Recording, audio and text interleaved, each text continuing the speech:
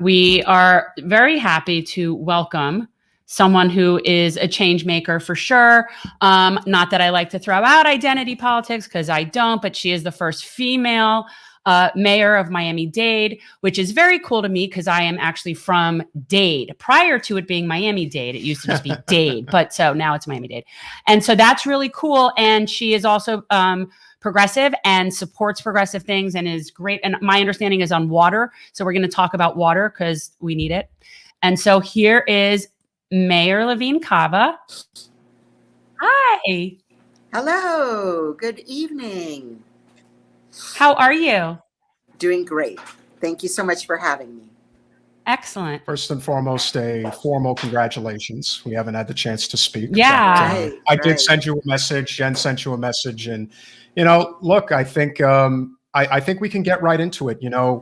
The fact that you did run as a pro-environment progressive in South Florida in a county that saw 2 Democratic congressional seats lost, and you ended up winning a race that nobody saw coming, I think it really speaks to what it means to have grassroots support and to be a policy-oriented candidate. If you could speak on that, that would be wonderful. Well, thank you so much for having me, and thank you for bringing up important topics on your show. Look, I was elected in a pandemic because people are really struggling, and I am someone who has a long history of being dedicated to helping people as a social worker, as a public interest lawyer. Certainly the environmental groups all knew I was the environmentalist in the mix. Certainly the labor rights groups knew I was that champion. The LGBTQ community knew I was their champion. The women's groups, as you say, progressive groups knew that my history over 40 years in Miami-Dade County was championing their causes. But that to be said, in a pandemic, I won across the divides because people are hurting and they see me as someone who really cares and will do everything in my power to make things better. Yeah, obviously, we haven't had the best statewide response to this pandemic. Our governor, as we know, is more concerned with Rush Limbaugh than he is with helping with COVID relief. So how are you finding that in terms of managing, especially now that there's a vaccine and overseeing how that's all being, applied to everybody?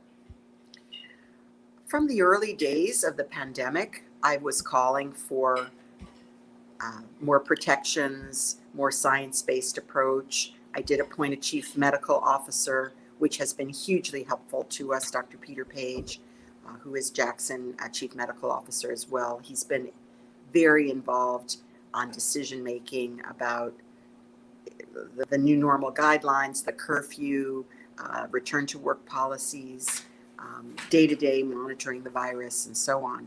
But truly, we've been in this vaccination period for the last few months, and it has been really challenging.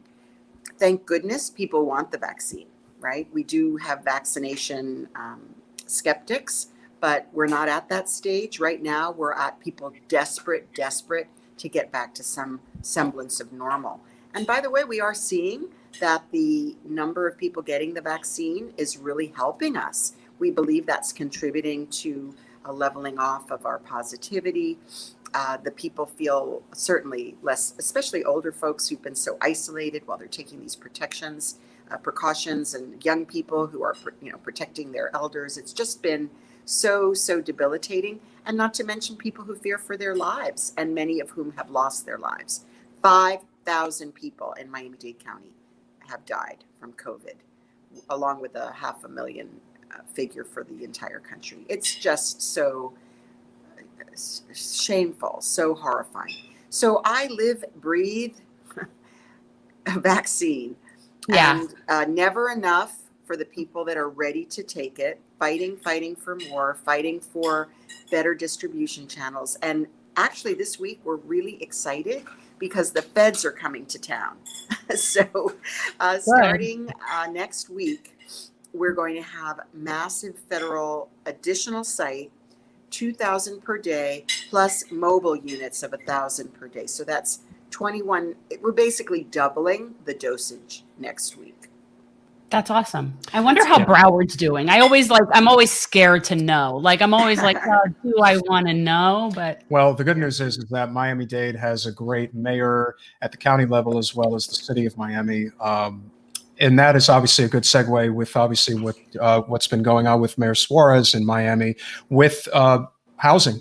This is a real crisis, and dealing with that as the county mayor, I can only imagine how many calls your office must get a day. What is, I guess, the short and the long-term plan, at least for the next year and beyond, into how you guys will be dealing at the county level as far as housing is concerned? Yeah, absolutely. We've got the highest cost of living compared to our relatively low salaries in the country. So the highest percentage of people spending more than 50% of their income on housing related costs. So it's totally unsustainable. And, interesting in this discussion about new tech coming to town, there's a lot of discussion about, will that drive up housing prices and create even more of a divide? So we have to be super aggressive. Housing is really a crisis of affordability. We're moving forward. Our housing starts more quickly. I'm going to be convening a roundtable to talk about ways that our housing builders can step up and do more to create that housing more quickly. We've got county properties that we need to deploy for more affordable housing, again, more quickly. I've been aware through my work as commissioner that there are ways of building that housing at a more affordable rate. So, for example, the actual construction costs. There's pre-built, it's called form building that reduces the cost. There's shared co-housing that's going forward in a lot of communities now that helps reduce the cost. So, we've got to leverage all of those things we should be producing ideally 10,000 new units every year. That's what we need. It's quite astonishing. There's no shortage of development. Like, there's no shortage of construction. There's no shortage of building. When we're down in the Dade portion, like, really for us, that's the beach. So we're Aventura, Sunny Isles, and down to Bell Harbor. And, when I go to Sunny Isles, it's unrecognizable. Like, that's just unrecognizable to me. I don't know that they could fit any more concrete in that few square miles. Actually, I think they can't. And I think that's one of the things I've been told is part of Sunny Isles challenge, because it's really fueled its own operations on growth, and it's pretty much come to full growth. And yet they're still trying to build. The last commission meeting I went to, they were arguing over a new parking garage for Aqualina 972 or however many Aqualinas they're on. But they're going to start having water problems. So I was wondering if you could talk about that, because I know that that's an issue that you care about. And obviously where we are in Florida, we're very vulnerable to issues with our drinking water. And I think they're overdeveloping, and we're in a bad way. Yeah. So we've got a third of all Floridians dependent upon the Everglades and the aquifer under the Everglades for our drinking water. So this is a very serious challenge. We need Everglades restoration to recharge the aquifer. We need to deal with sea level rise, which is putting salt into our well fields and pushing up against the aquifer. So saltwater intrusion is a huge problem. And we also have pollution. So we have the water and sewer system breaking down in Miami-Dade as well as in Broward, old plumbing and so on. And we have the largest infrastructure project in the state of Florida's history on the rebuild of our water and sewer system. But, switching from drinking water to the Bay, which is our economy, our livelihood, our health, we had that famous fish kill with thousands and thousands of marine animals. Yeah, what happened there? That was like a year ago or a couple. Like, when was that? It was fairly. It was in the fall. It okay. Was. Yeah. It was. Yeah. It was like right around election time. I mean, it was. I remember, and it got kind of glossed over. It got lost in that. And yeah. So what happened with that? The water heated up from and also loss of oxygen. So when you have too many nutrients in the water, it's impossible for the sea life to grow, the seagrass, and also literally there was no oxygen for the fish to breathe. So we have to attack it on every level. We know that we have a septic problem. We have too many homes on septic, and as the water level rises, the septic runoff is going into our water. The fertilizer runoff, that's a problem. The garbage dumps into the waterways, and the breaking of the sewage system. All of those things together led to this massive die-off. And so now we're attacking it aggressively. And the septic to sewer conversion is the #1 priority for us in the county, for our state delegation. We're talking also to our federal government about it.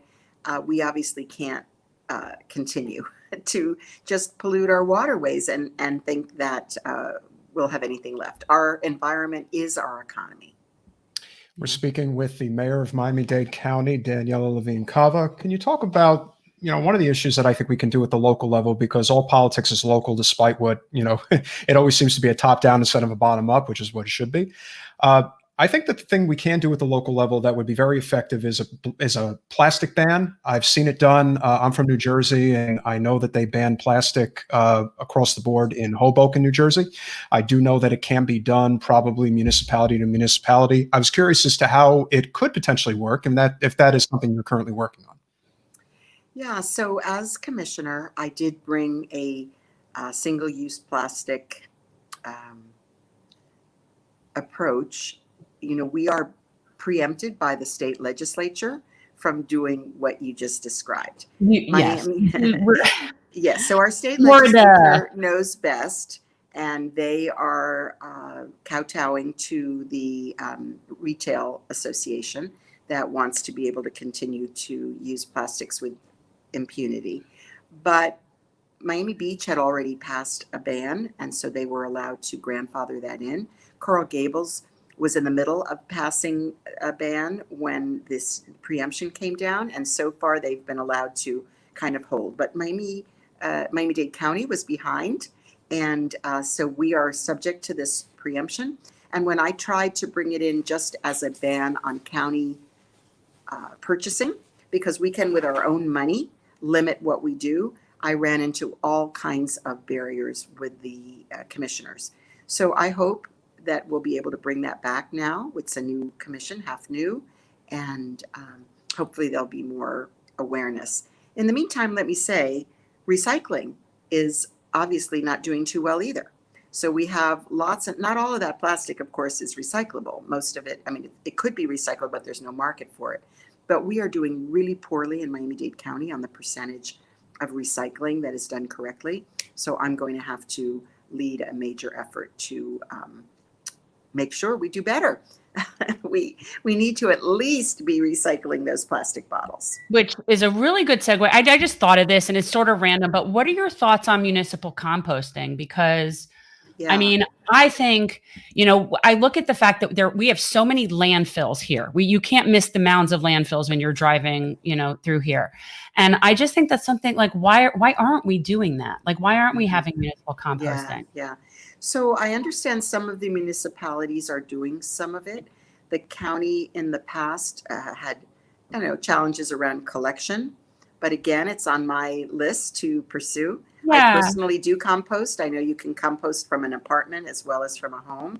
Obviously, there's receptacles, and makes a lot of sense. And we definitely want to promote composting as well. Yeah, we've been working on a community garden project out in Hollywood that is really amazing. And so we're also doing composting there. So now it has spread, and now I'm composting, and it's just like, it's contagious, which is good.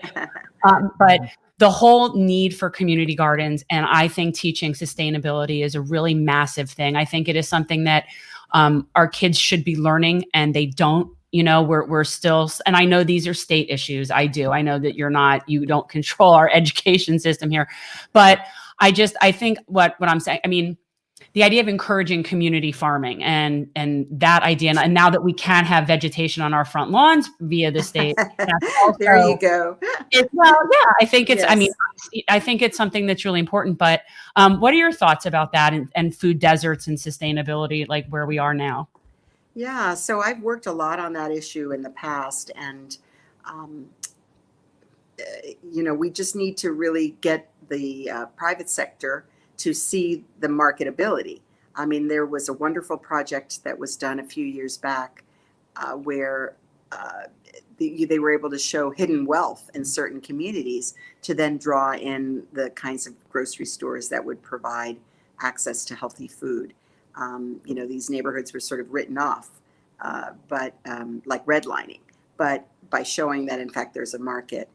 Also, I know Health Foundation, which is in both Miami-Dade and Broward, has worked to really help stock corner grocery stores with more produce.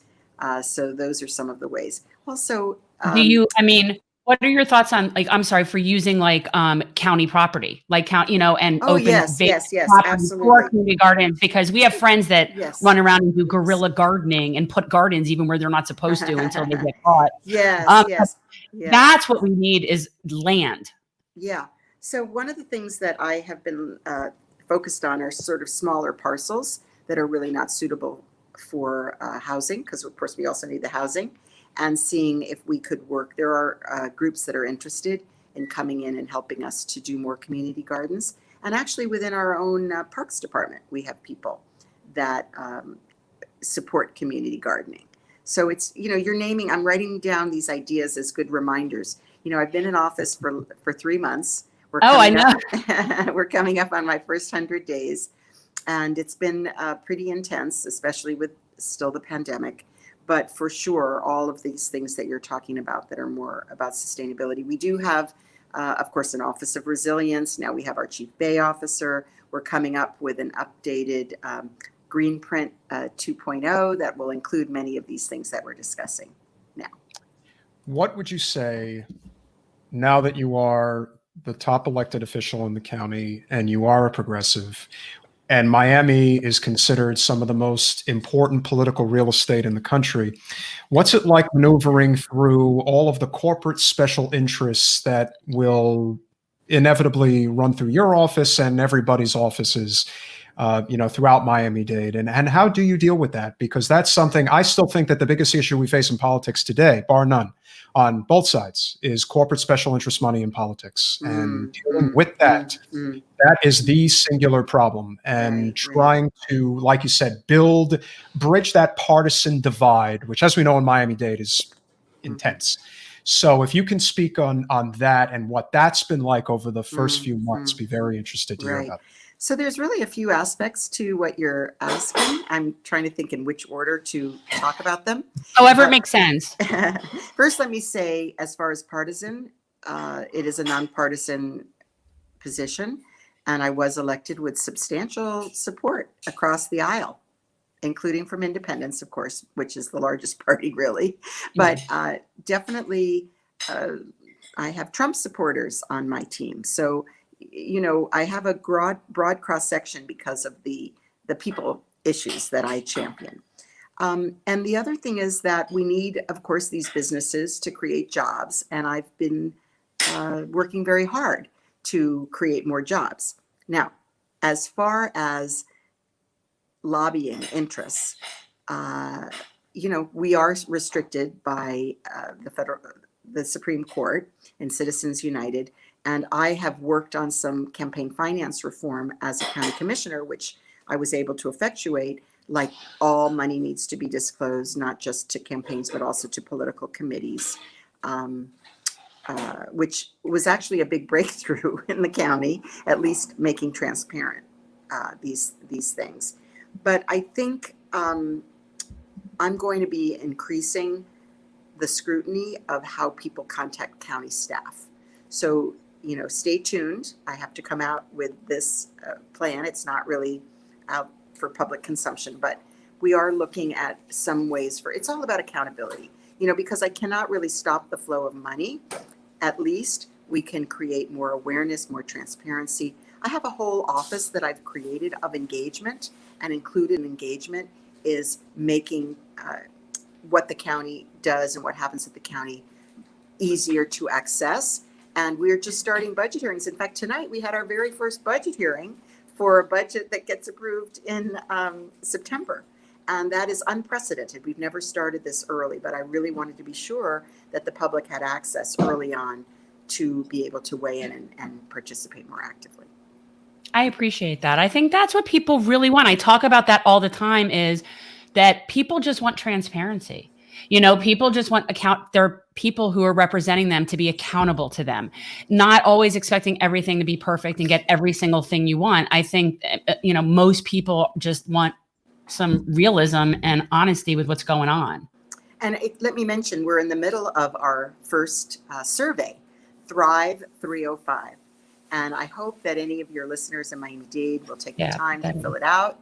It's about a 15-minute survey in 3 languages. Thrive. Where is that? Where is that on your website? Yes, it's on, there's a website, thrive305.org. Okay, so Yep. All right, we're going to put it up. And you can share it, and with as many as you wish. We've had, 12,000 or so completed. I'm aiming for 20,000, and Friday is the deadline, so help me out. No, that's awesome. I've been saying that all along. I was always curious why now, with the technology that we have and how easy social media is, why are our representatives not asking for our input on their things? Like, that's something that I mean, we know the answer, but like, I very much appreciate that. I think that's what the job is for. I think that's sort of. Yes, I do. That's exactly what I think. Yes. and we're also going to follow up with what we're calling civic weekends. So start in March, we're going to have a series of in-person and virtual combined, and then leading up to an action plan based on public input. That's really cool. If there's any way we can help promote that, I mean, anything that's civics related is woefully undertaught, woefully underspoken about, and civics is huge. So anything that we can do to help promote I started this out thinking I would do little civics lessons, but it turns out, even though I understand it, I'm really not a teacher. I have a vast appreciation for teachers, but I am not one of them. And it is a skill. And so anything that we could do to promote civics education is, we're really into that. Great. What I do want to address, which I think is very important, because there is direct impact at the federal level in terms of policy that might ultimately come down. Yeah. If you could talk about, because I do think, we talk about the Green New Deal all the time, and that is a major issue, especially for the Sunrise Movement. The way I push the Green New Deal is a infrastructure bill centered on clean energy jobs, and Lord knows the state of Florida would benefit exponentially from that. If you could talk about what the benefits of a clean energy jobs infrastructure bill and a $15 minimum wage would mean for Miami-Dade County, that I think that would definitely help out a lot of viewers. How would that help your people? Yes. Yeah. Well, let me start with the second part, the salary part.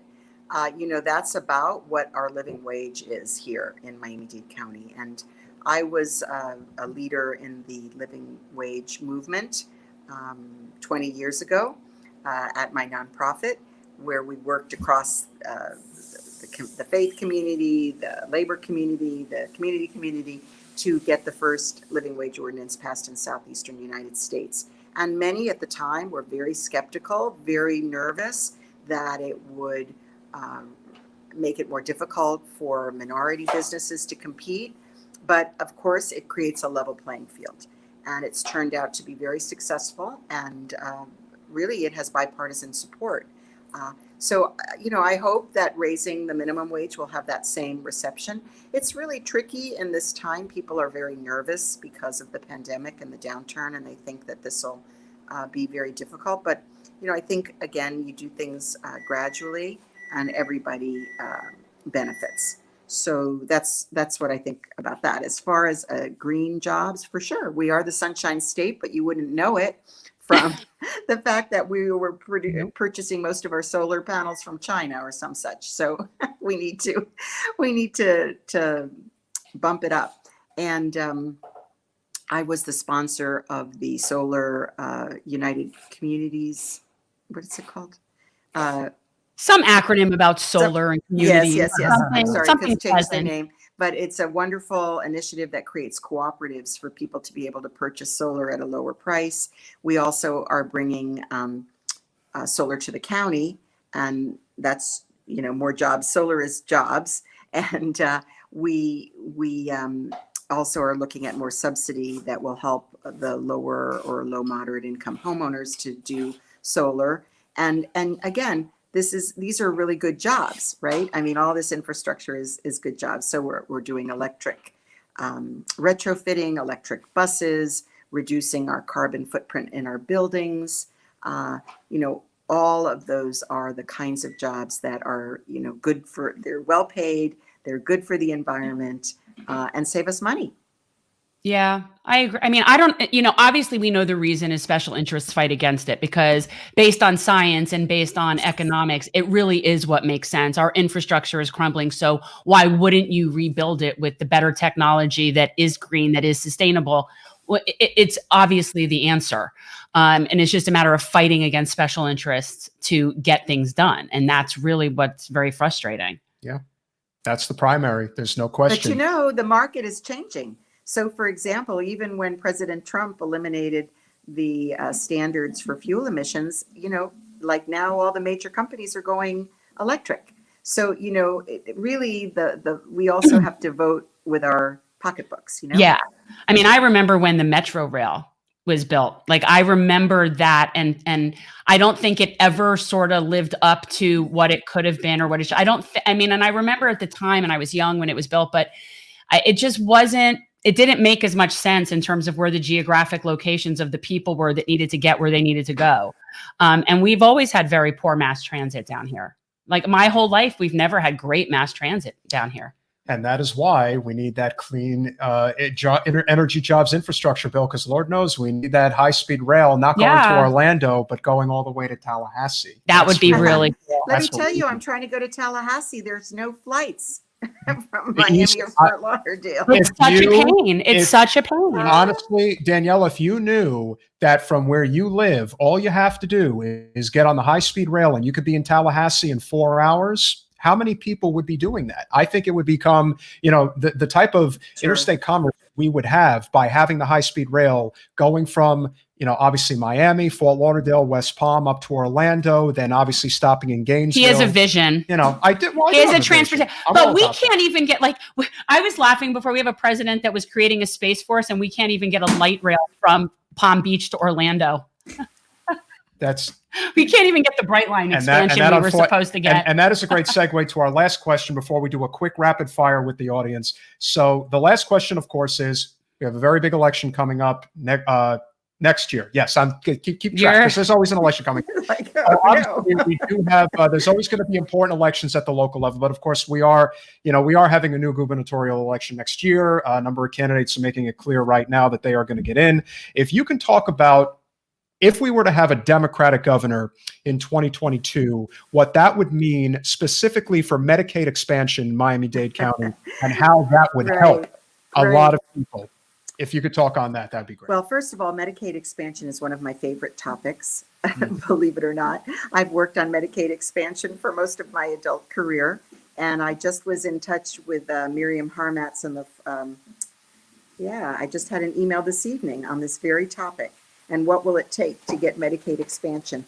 I understand that it is becoming somewhat more bipartisan because, why shouldn't the federal government pay a bigger share of our healthcare dollars?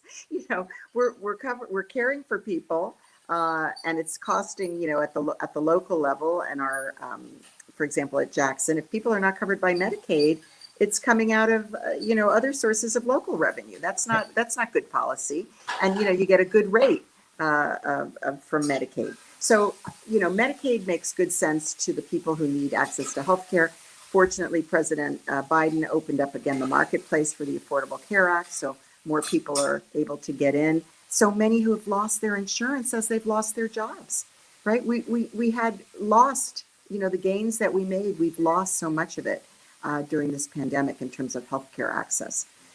So for sure, a Democratic governor would go a long way, but it's really about the legislature. It's really about the imbalance in the legislature. So That's what we've got to fix. It's a hard, and no, and that's always what it comes down to for anybody in Florida, especially anybody on the progressive side. It's but Tallahassee, no matter what it is, it's like, but that, and it's a big issue that we have here. But again, I'm always hopeful. I'm a very hopeful person that it could be something across the aisle, that it's something where you kind of see like it's just penny wise and pound foolish. Especially environmental. I will say that I have met very many Republicans that are pro Everglades restoration down here that are like old school and conservative, but they care about the environment. And so there are definitely issues where we can agree for sure. Yeah, and we're going to get there. I think that the more people are involved, the easier it's going to be to make that so. We are speaking with the mayor of Miami-Dade County, Daniella Levine Cava. We have bless you. We have just a few minutes left. But we do have some My mom sneezes in threes, so I'm prepared. So we are going to have a couple of rapid fire questions. First one is from Leroy Bobot. His wife is a school bus driver and wants to know if she is considered an essential worker like a school teacher and if she would be able to get the vaccine. So if I were in charge, the answer would be yes. Unfortunately, I'm not. So the governor has set the requirements, and they are so far those over 65, those under 65 with underlying health conditions called comorbidities, so serious health problems, and the healthcare workers, as well as the fire rescue. That's it. That's all in Florida. So and at the rate we're moving at right now, Lord knows how long it's going to be before they incrementally increase the scope. Yeah, but the good news for us is not so much Broward, but anyway, in Miami-Dade, we're getting a federal site, and we're going to double the doses starting next week. Good. Yes, and for those of you who think that the difference in the presidents right now doesn't make a difference, hats off to the Biden administration. They are putting where is that location again? The new federal It will site? be at Miami-Dade College North Campus. So that's in North Miami. It's like, and of course, it'll be open to anybody, if you're a Florida resident. Yeah. Okay. So that's good to know that's happening. That's really good to know. I don't, Yeah, well, there's going to be a lot of traffic there. There's no question about it. Yes. So we do have a question from Kyler Asado who wants to know, is there any current plan for a Green New Deal in the county, depending on, what we can do? Obviously, we talked briefly about the plastic ban, which is something I think we can expand upon. But is there anything in particular in terms of, I'm assuming that from this is environmental justice. Yes. I mean, and that to me is so broad. I mean, that's just, there's so many aspects to that, but. Yeah, so well, we did name quite a few of the things that we're working on. Yeah. And of course, I'm going to double down. I mean, I started a lot of these things as county commissioner. So now I'm, I'm in a different role. So we can move forward with solar, right? Solar installation on county buildings. So that was my resolution, but it didn't go anywhere. We can move forward on the electric retrofitting and the acceleration of the electric fleet. We can do more on the waterfront so that we can build up our infrastructure to protect against storm surges and saltwater intrusion. So all of those things are now under my jurisdiction. Some of them do require legislation from the commission, so I have to work hand in glove, and also with the state legislature to make sure that they're going to invest in the things that we need state funding for. So I definitely have a very aggressive plan for all of those things, and as well as to encourage those kinds of jobs. I mean, we're going to be creating those kinds of jobs with infrastructure, but also to encourage through our small business development. Let me ask you, I just want to ask a question. I know that there's ways for citizens and people to get involved in terms of like different panels, commissions, or committees in different ways. Is there something that people can do in Miami-Dade that are interested citizens in terms of the environmental issues? We have so many wonderful environmental groups. I would say join those. We have the Waterkeeper, Sierra Club, Audubon, Clio. I hesitate because I'm not naming all of them, but no, I understand. We have a Climate Alliance. We have so many groups, and they're doing great advocacy. So I think it's really critical. And then those groups, plus following me on social media, letting people know when there are opportunities. And we want you to participate. Fill out the survey. We ask you all kinds of environmental questions. I know everybody has more questions, but the mayor unfortunately has a hard stop at exactly 9 o'clock. And I have to say, we really did a solid job. We got through all the questions. You were very forthcoming about your answers, and that's wonderful. I know we couldn't hit everything, but we certainly hope to have you back again at some point. It's been very informative, and we're very grateful to have you as an ally. We need many more in higher elected positions to recognize that, being a public servant is a lost art, but yes. I definitely think you're fulfilling that very well. And I'd love to have you come out and see the garden sometime when we get it more. Right. I think that would be really cool. Well, thank you for calling attention to all these issues, and for everybody who wants to be active and engaged. You are the answer to strengthening our democracy. Thank you. Thank you, Daniella. So much. Really appreciate it. Thank you, Mayor. We'll see you soon. Thanks for watching. If you want to support our mission to transform politics into service, please like this video, subscribe, follow us on social media, and consider joining our Patreon, where you'll get early access to our interviews as well as other exclusive content. Links are in the description. Peace out.